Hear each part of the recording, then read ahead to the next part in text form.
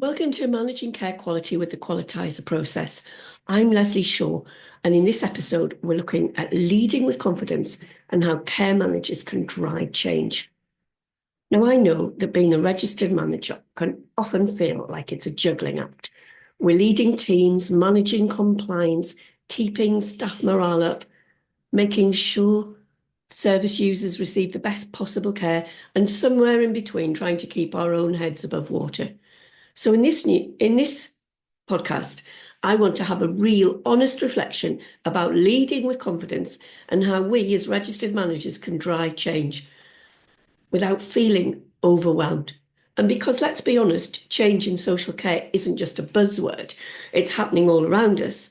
We need to feel confident in navigating it, not just being reactive to it. So what is confidence in leadership? Because it definitely isn't about having all the answers. I think that's one of the biggest myths in leadership. This idea that a confident leader always knows exactly what to do. If that were true, I don't think any of us would qualify. Confidence in care leadership is about trusting yourself to take the next step, even when feeling uncertain. And it's about leading with conviction, clarity, and a willingness to adapt. Because let's face it, no 2 days are ever the same. So let's start with looking at owning your leadership style. Because there's definitely not a one size fits all when it comes to leadership.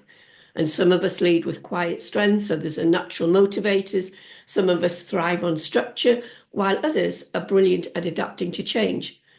But the key is to understand that you don't have to be someone else to be a great leader. You just need to understand your strengths and build on them. So let's do a very quick exercise. Think about the last time you felt completely in control, a sort of a, yes, I've got this moment.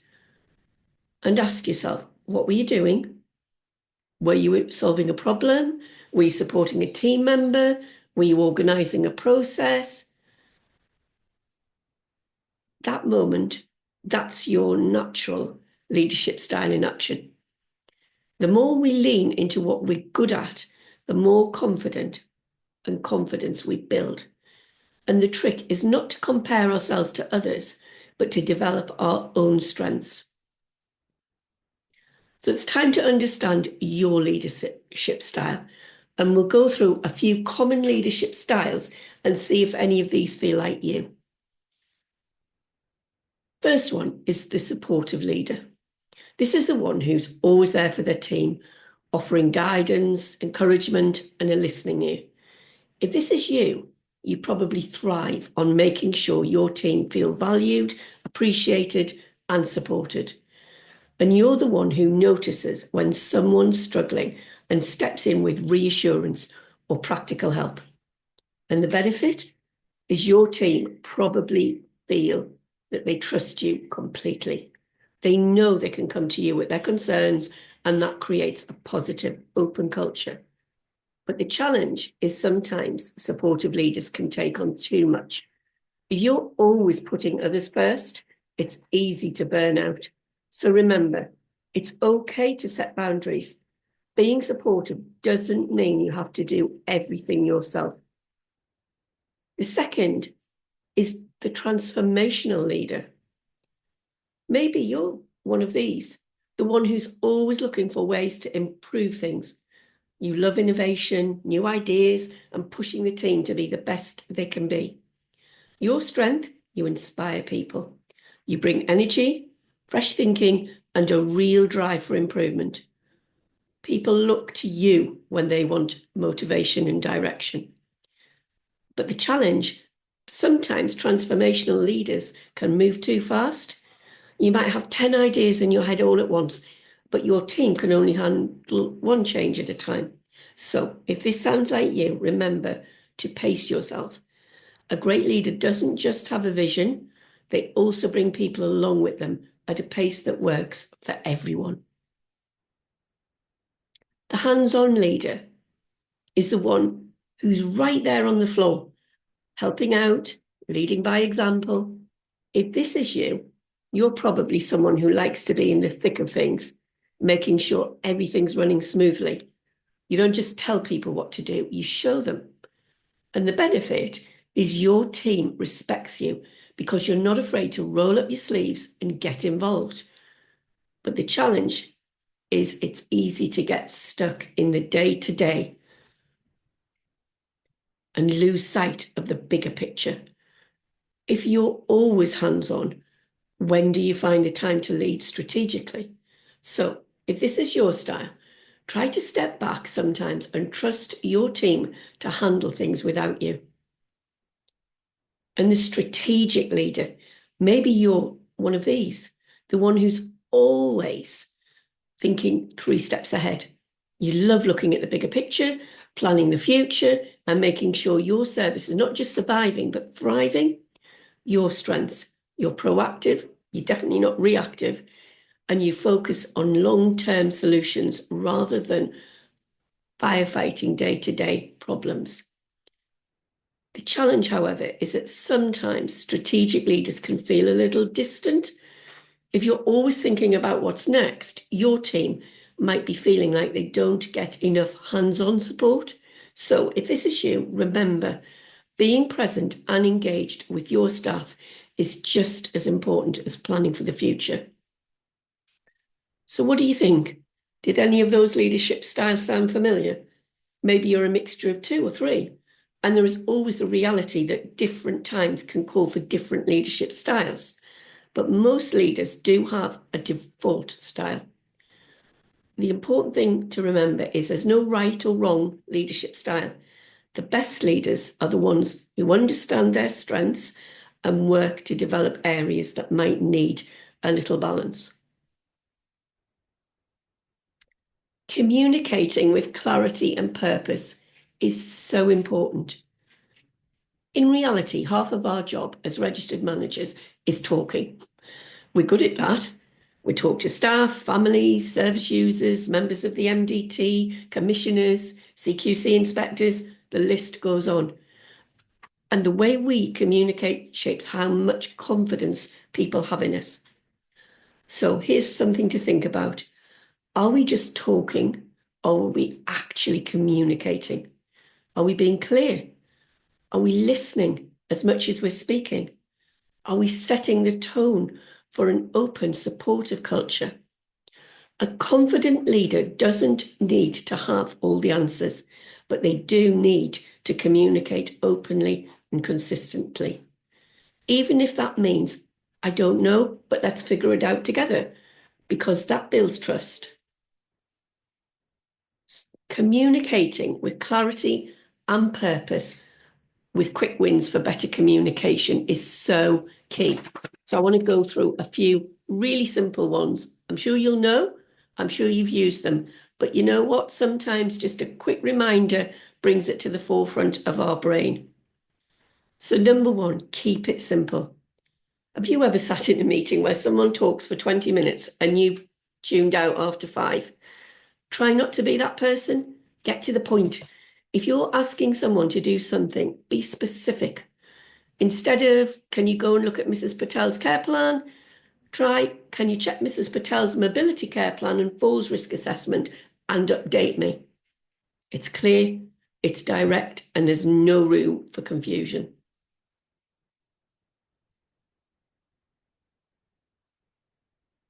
Do you regularly check for understanding?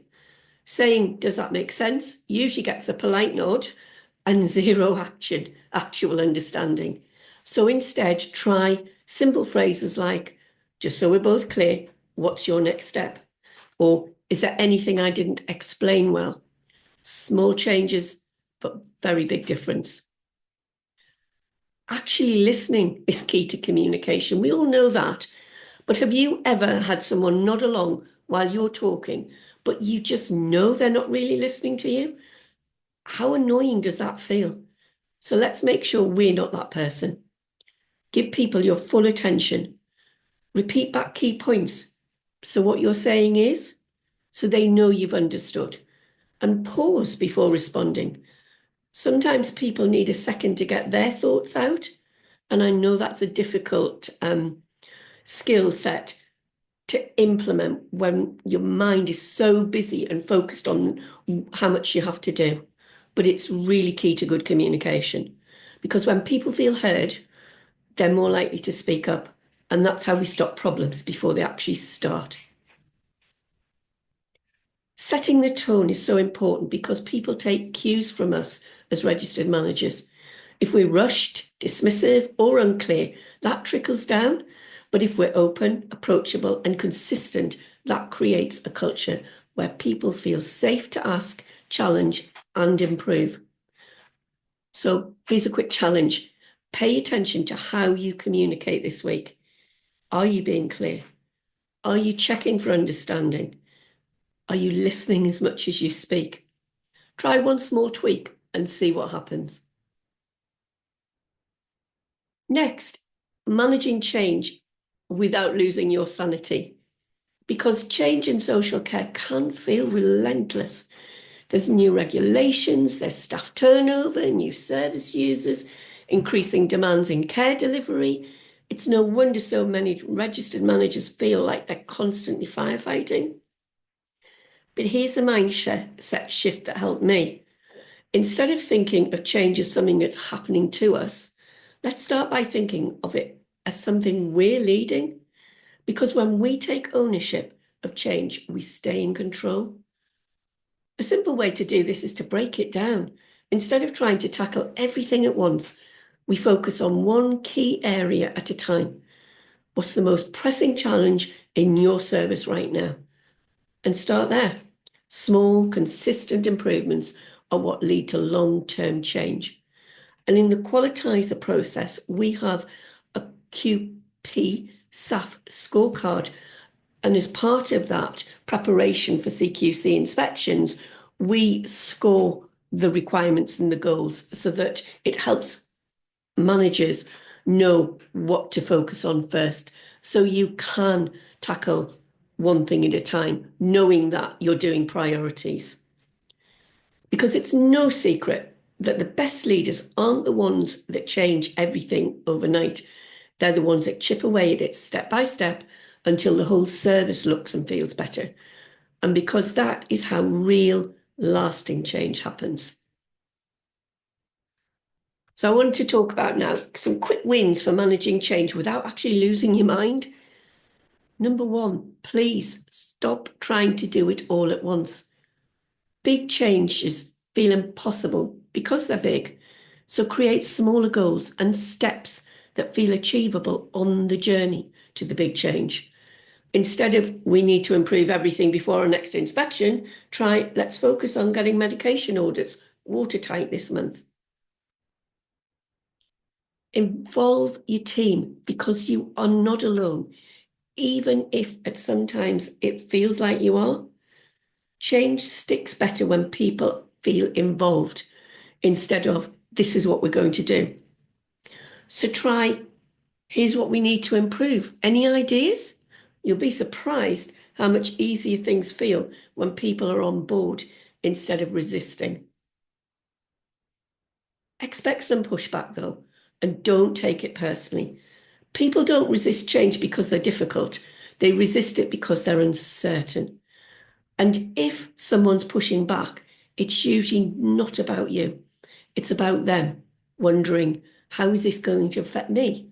So instead of getting frustrated, help them to see what's in it for them. And celebrate the small wins. We're terrible at stopping to acknowledge what's going well. So when something improves, shout about it. If incident reports are down, if team communication's better, if you finally implemented that new system, acknowledge it. Change feels way less draining when we're actually noticing the progress and sharing that progress with your team.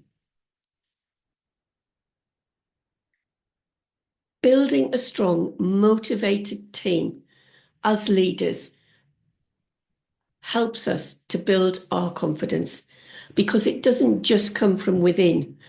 It comes from knowing that we've got a solid team around us. But motivating staff isn't always easy. I appreciate that. We've all worked with that one carer who's brilliant but feels disengaged, or the team that's resistant to new ways of working. One of the biggest things we can do to lead with confidence is to make sure our staff feel valued and involved. Simple things like involving them in decisions, asking for their input, recognizing the small wins. These go such a long way. And a confident leader isn't just someone who manages, it's someone who empowers their team.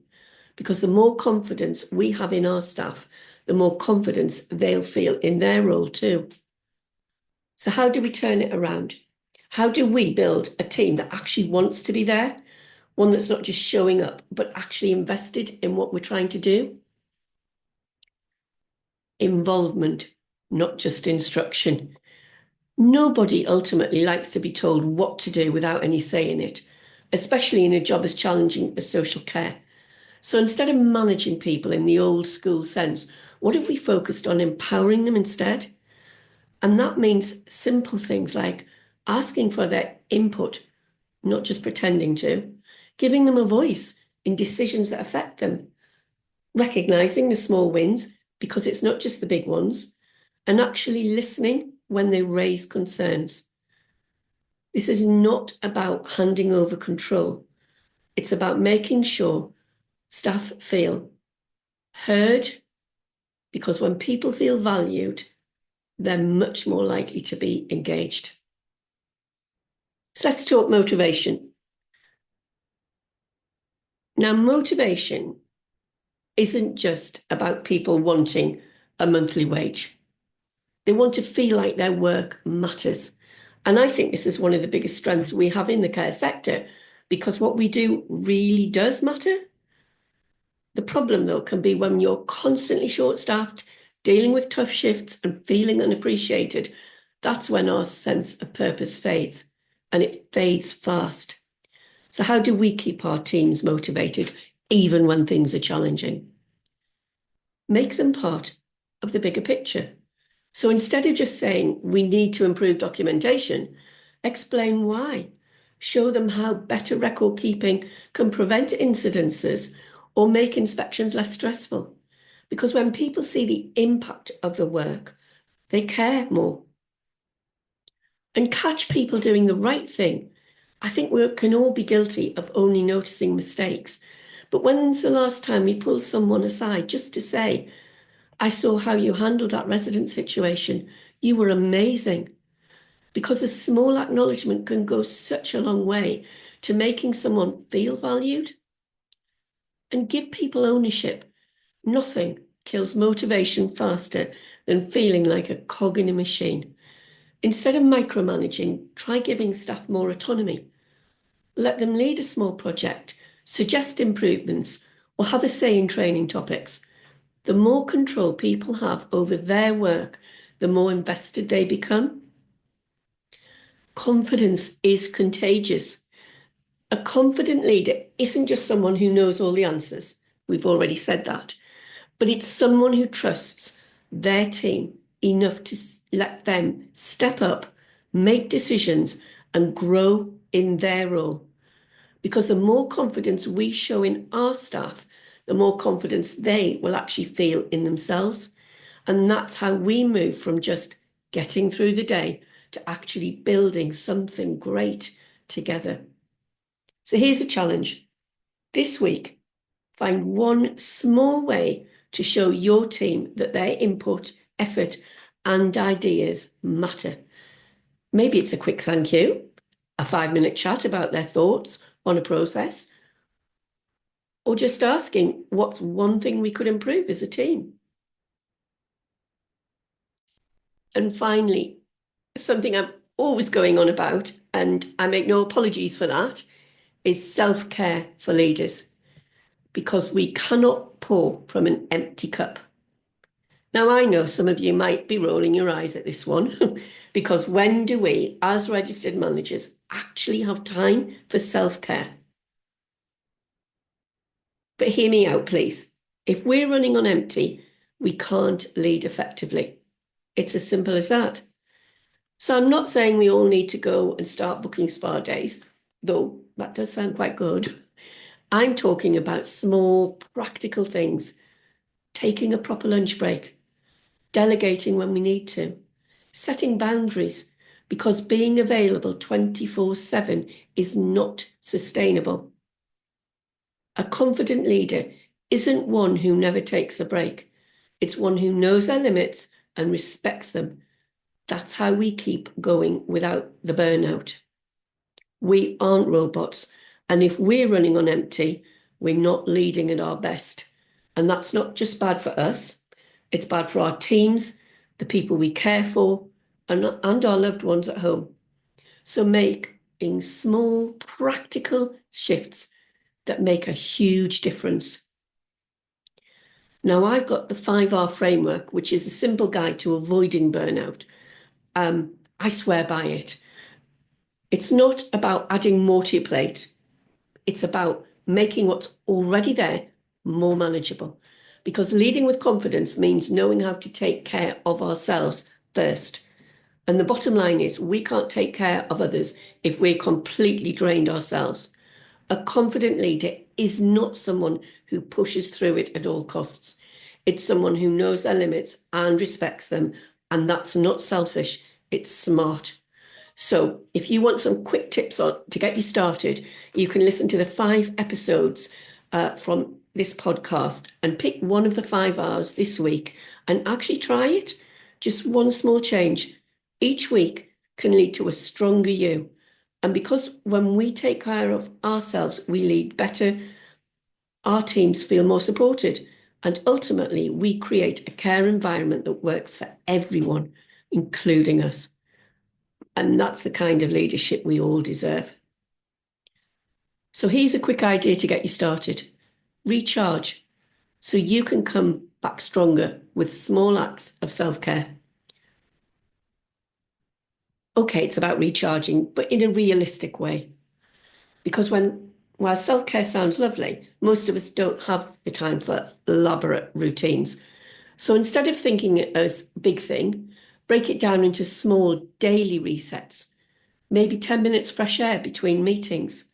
Maybe listening to a podcast. Try mine, please. Or some music on the way home instead of jumping straight into what next.